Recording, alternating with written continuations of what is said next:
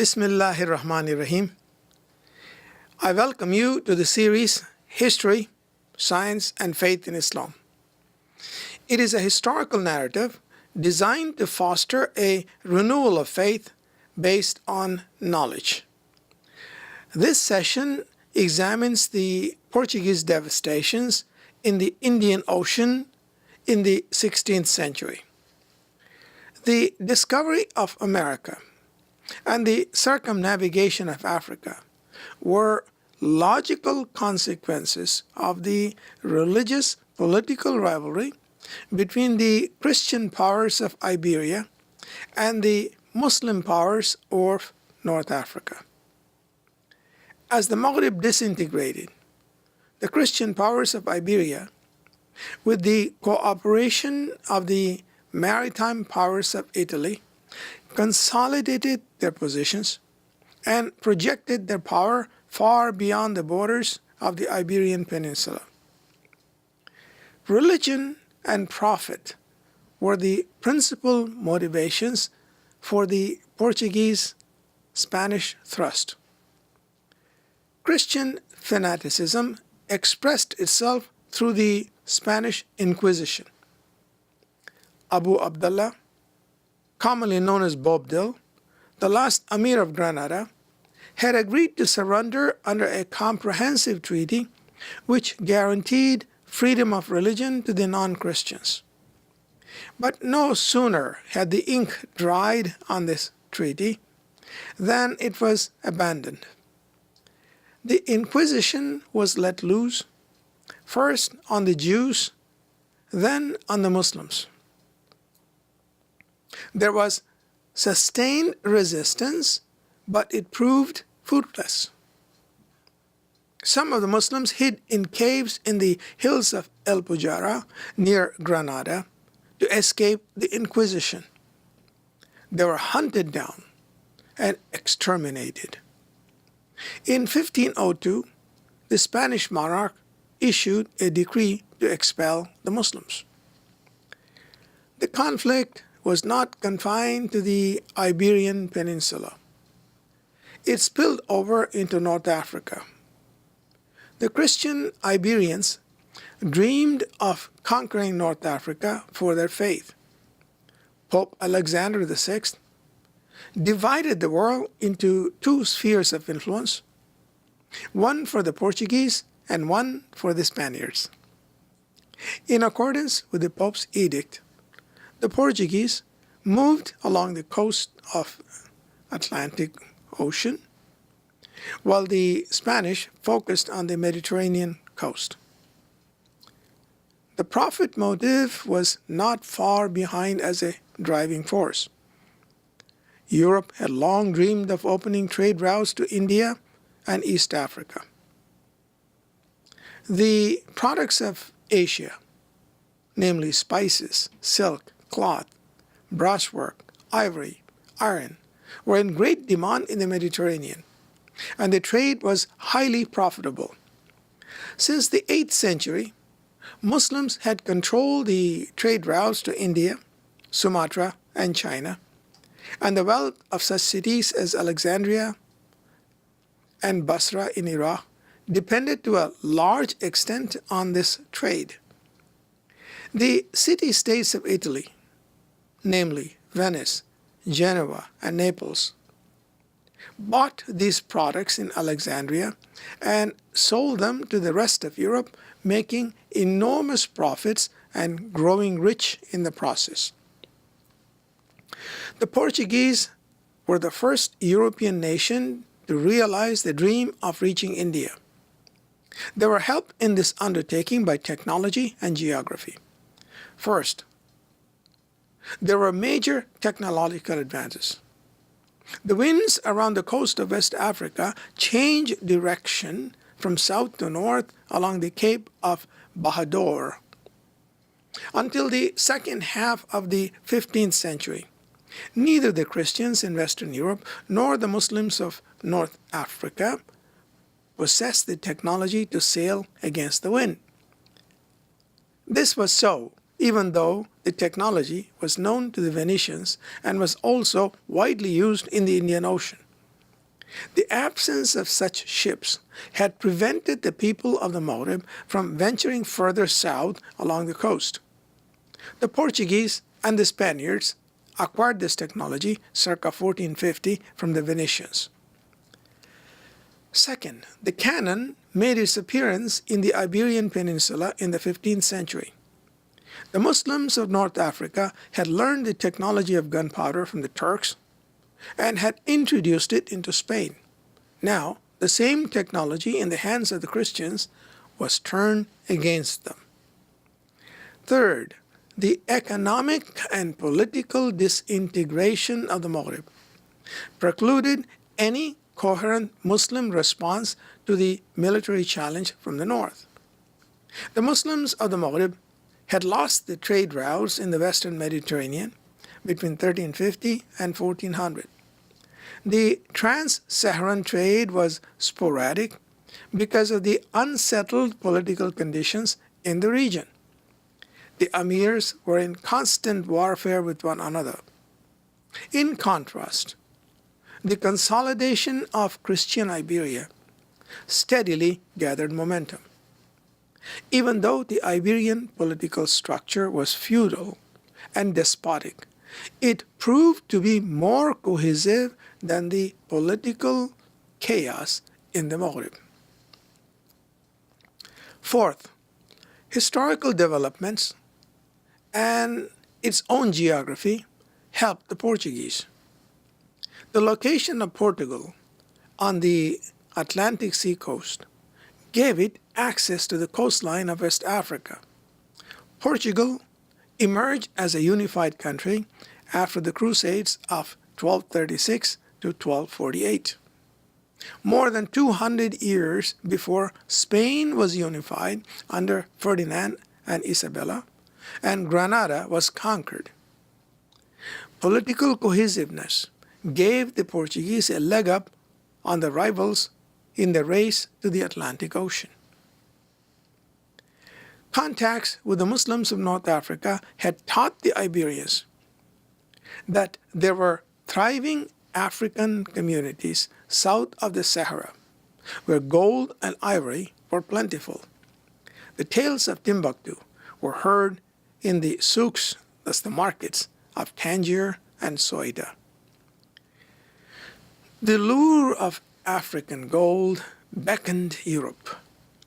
If the Maghrib could be bypassed by sea, it would benefit the Iberians in their strategic military confrontation with the Muslims, and at the same time eliminate them as middlemen in the lucrative trade with the Sudan, which is the vast stretch of territory from the Atlantic to the Indian Ocean south of the Sahara. In both Lisbon and Madrid, the exploration of the Atlantic coast of Africa received the highest priority. The Portuguese captain Tristão successfully crossed Cape Bahadur in 1434. This was a benchmark achievement. In 1441, Portuguese ships raided the coast of southern Morocco. In 1443, the island of Tristão, later to gain notoriety in the Atlantic slave trade, was captured. In 1456, Senegal and Gambia were visited. In 1472, the Portuguese captain Siqueira reached Benin in Nigeria. Thereafter, Portuguese excursions thrust them forward in a relentless quest for the southern tip of Africa. The route around the southern tip of Africa to the Indian Ocean was not unknown. As early as the 1406 year, the great Chinese Muslim admiral Zheng Yi had sailed the Indian Ocean around the Cape of Good Hope to the western coast of Africa. But he had turned around before navigating northwards to Morocco and Europe. In 1496, Vasco da Gama achieved what Admiral Zheng Yi did not. He circumnavigated the Cape of Good Hope and guided by a Muslim sailor, Ahmad ibn Majid, who was a resident in East Africa, sailed with the northeasterly monsoons to reach the coast of Malabar in India. The events of the last decade of the 15th century, namely the conquest of Granada in 1492, the discovery of America in 1492, and the successful voyage around Africa in 1496, released the energies of Europe. The Muslim presence in Spain had bottled up Europe for 700 years. Not only had Europe escaped the juggernaut of the Muslims, it had in turn drawn a circle around the Muslim heartland in West Asia and North Africa. It was now only a matter of time before the noose would tighten. History had changed. East Africa was a part of the wider Islamic world. The Indian Ocean was an open sea plied by Arab dhows, Indian multi-mast sails, and giant Chinese ships. The littoral cities of the ocean provided open markets for the exchange of goods from the far-flung corners of Asia and Africa. The African seaboard carried on a brisk trade with the coasts of Arabia, Persia, India, Sri Lanka, Indonesia, and China. Exports from East Africa included gold, ivory, kola nuts, palm oil, rhino tusks, and iron ore. Imports included spices from Malabar and Indonesia, finished iron products from Bijapur, cotton goods from Bengal, silk from China and Persia, marble and incense from Arabia. As an illustration, iron ore was exported from Kilba in Tanzania to Gujarat and Bijapur in India, where it was smelted into iron. Al-Masudi records that the Indians made excellent swords with this iron. Some of the smelted iron was exported to Basra, from where it was shipped to the metalworking industries of Iraq and Syria and processed into what is now called Damascus steel, an alloyed product using the high-temperature superplastic properties of steel. Islam forged together a brotherhood and sisterhood in East Africa, transcending the barriers of region, race, and ethnicity. Trade and travel resulted in intermarriage among the peoples of the Indian Ocean, Malabar in India, and the Sahel in Africa had large populations resulting from such intermarriages.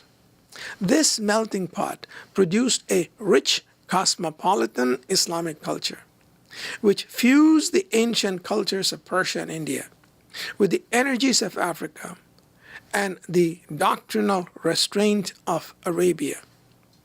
Such cities as Dar es Salaam, doorway to peace, Shofala, Kilwa, Mombasa, Pemba, Malindi, and Mogadishu grew up with stone fortresses, paved streets, great mosques, and imposing palaces. Al-Masudi refers to Shofala, which is Mozambique, as a city of gold. A new language, Swahili, was born, combining Bantu grammar with Arabic and Persian vocabulary. The cannons of the Portuguese broke the peace of Dar es Salaam. Vasco da Gama saw a thriving civilization in East Africa and Western India, and what he saw whetted his appetite. As soon as he returned from India, the Portuguese drew up plans for the subjugation of East Africa and the capture of Muslim trade routes in the Indian Ocean. Historical currents favored the Portuguese. It was a period when major political realignments were taking place in the Islamic world. In Persia, Shah Ismail was busy consolidating the Safavid Empire. In Egypt, the Mamluks were a spent force. Cairo, as the seat of the Khilafat, was unable to defend itself, let alone protect the Muslims worldwide. The Ottomans, active in Europe, had not yet firmed up their boundaries with Persia and Egypt. In India, the Lodhis were a distant echo of the powerful Sultanate under the Khiljis. The Maghrib had just lost Granada and was in total disarray, with rampant warfare among the local emirs. Sensing an historical window of opportunity, both Portugal and Spain moved to expand their positions around the globe between the years 1500 and 1530.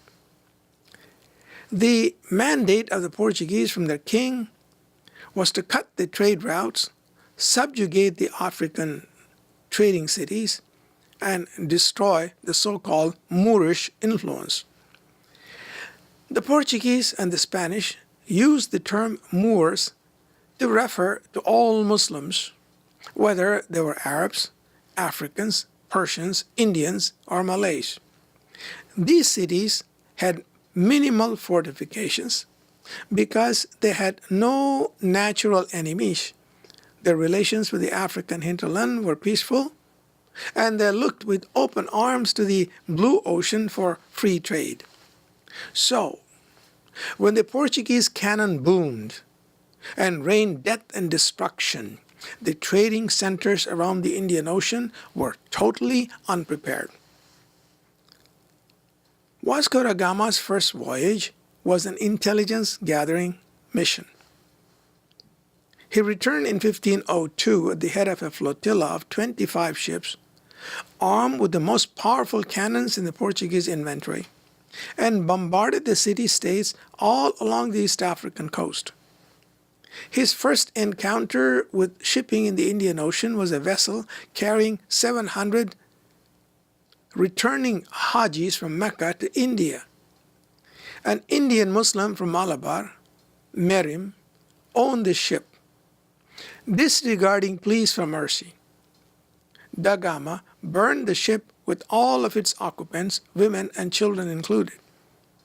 When the Portuguese arrived off the coast of Calicut, the Raja of Calicut sent an emissary, a Brahmin of high repute, to negotiate peace. The ambassador arrived on board the Portuguese flagship with his 2 sons and a nephew. Da Gama cut off the hands, nose, and ears of the ambassador and had the 3 young men nailed to the crosses. The bombardment of Calicut began in earnest, wreaking havoc on that ancient city. He then turned his attention to the ships in anchor. He treated the captured Hindus the same way he had treated the Brahmin ambassador of the Raja, cutting off their hands, noses, and ears, and piling them up in heaps on board his ships. But the most sadistic treatment was reserved for captured Muslims. One Khwaja Muhammad, a noted merchant from Egypt, was captured, beaten, his mouth stuffed with pig refuse, and then set afire. Such atrocities were repeated wherever the Portuguese went on the Indian coast. The first Portuguese raids established a fortified position in East Africa. Sofala, a trading center established by Muslim merchants as early as 957, was captured. More powerful thrusts followed. In 1505, the Portuguese captain, Almeida, raided Khilva and shot his way along the East African coast to Somalia, returning with a rich booty. In 1507, Bab al-Mandab, at the entrance to the Red Sea, fell. The Portuguese made an attempt to capture Aden, which is in Yemen, but failed. In 1508, they appeared on the coast of India and captured Diu and Daman. Shortly thereafter, the port of Goa was captured from Sultan Adil Shah of Bijapur, who was betrayed by a renegade Adil Shahi sailor, Timoja. all of its Muslim male inhabitants were slain and the women were enslaved. The splendid port of Goa made the Portuguese a commanding base from where to expand their operations, and it became the seat of their fledgling empire in the Indian Ocean. In 1511, Albuquerque was appointed the governor of Goa and was given command of operations in this sector. Ambitious, determined, and ruthless, Albuquerque vowed to turn the Indian Ocean into a Portuguese lake. In 1512, a powerful fleet sent from Goa arrived at the Straits of Malacca in Malaysia. Malaysian resistance was valiant, determined, and desperate. But the greater firepower of the invaders proved decisive and Malacca fell. The control of Malacca gave the Portuguese a stranglehold on trade routes between the Indian Ocean and the Western Pacific in China. In 1515, Albuquerque captured the Straits of Hormuz in Persia at the entrance to the Persian Gulf and completed his conquest by occupying Muscat and Bahrain in 1516.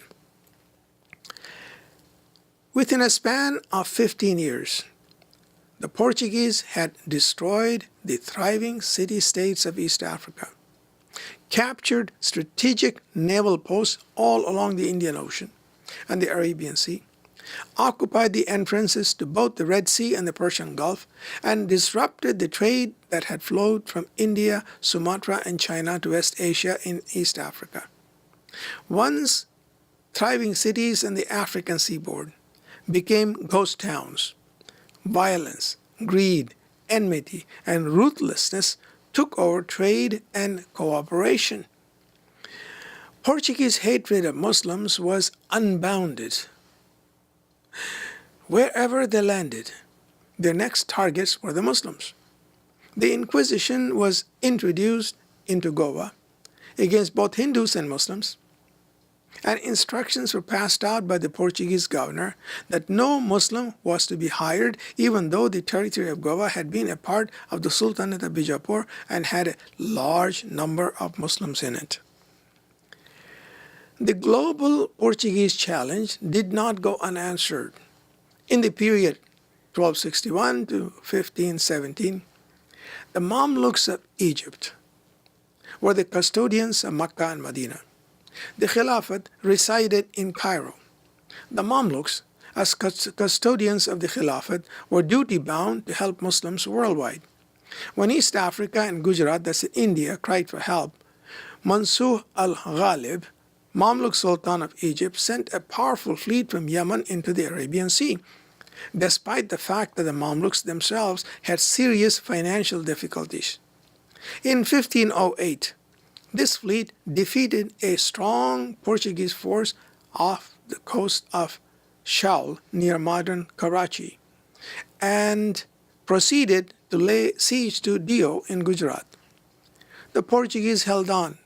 However, the Mamluk fleet was caught in a monsoon storm and had to moor at Surat, which was ruled by the Sultan of Gujarat.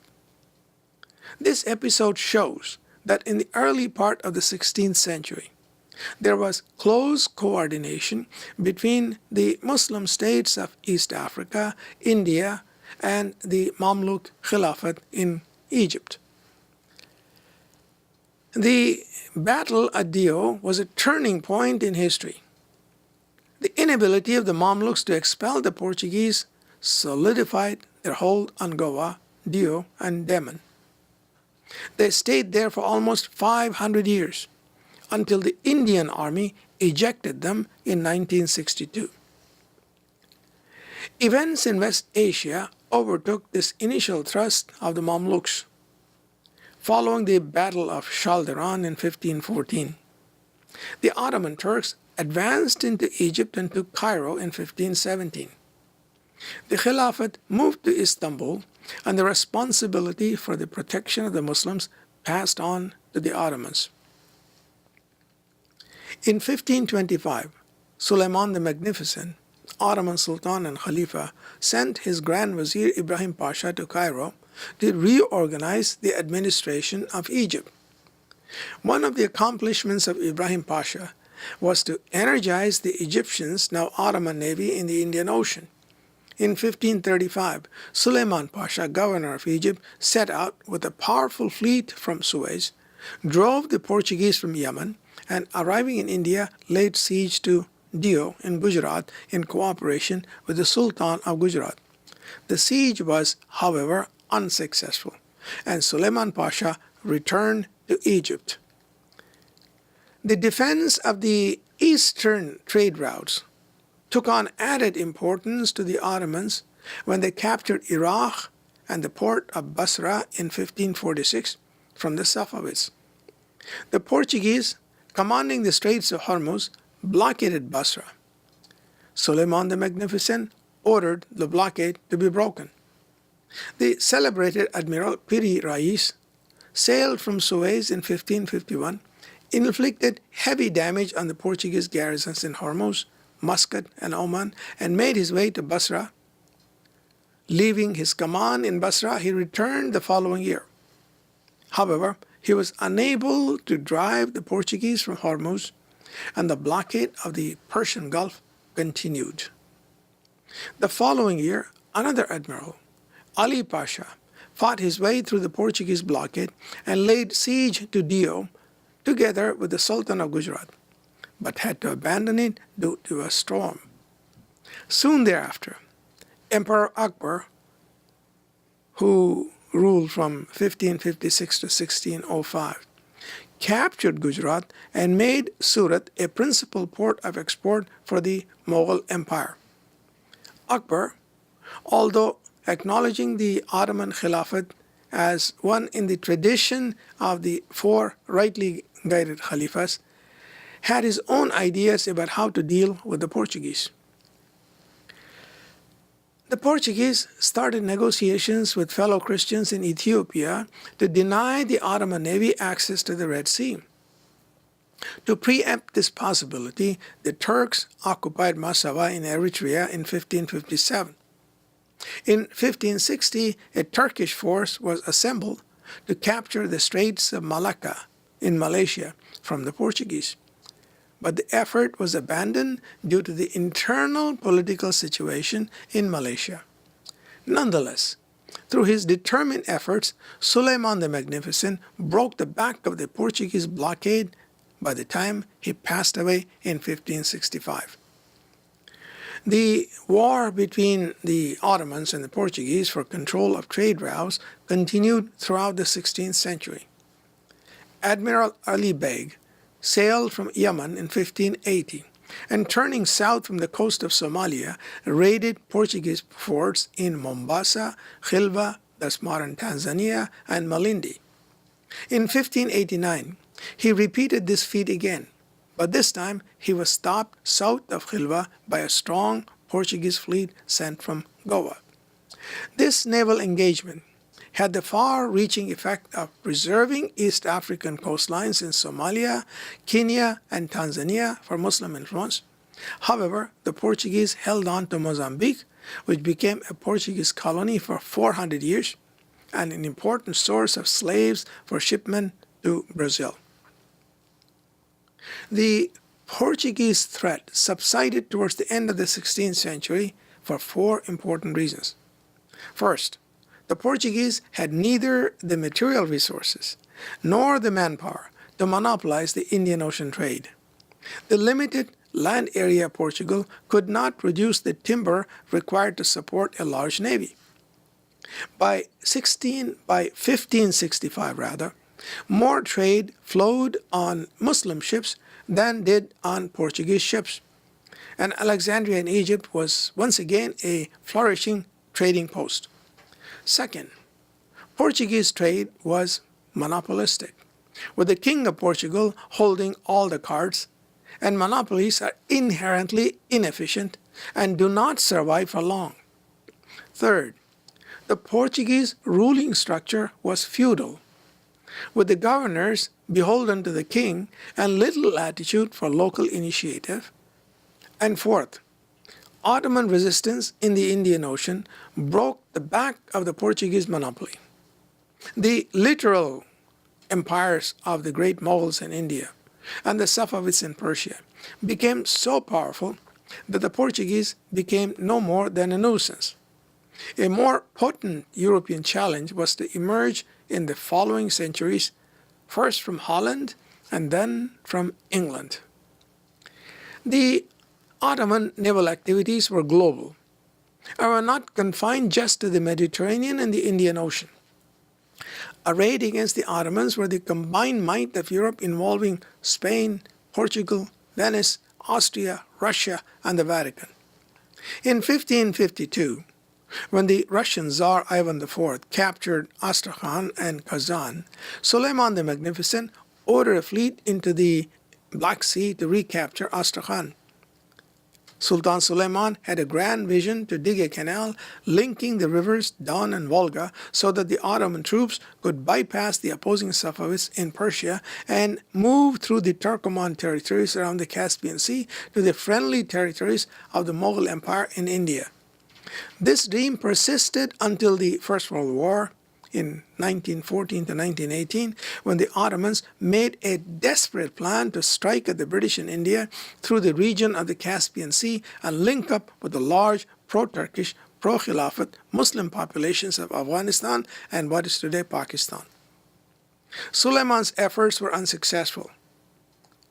In 1555, and the Ottoman efforts were frustrated in 1914 by Russian advances into eastern Turkey and northern Persia. This concludes our session on the Portuguese devastations in the Indian Ocean. In the next session, inshallah, we will cover the Battle of Al-Khasr al-Kabir, also known as the Battle of Three Kings in Morocco, which had a profound impact on the history of North Africa and Western Europe. Assalamu alaikum wa rahmatullahi wa barakatuh.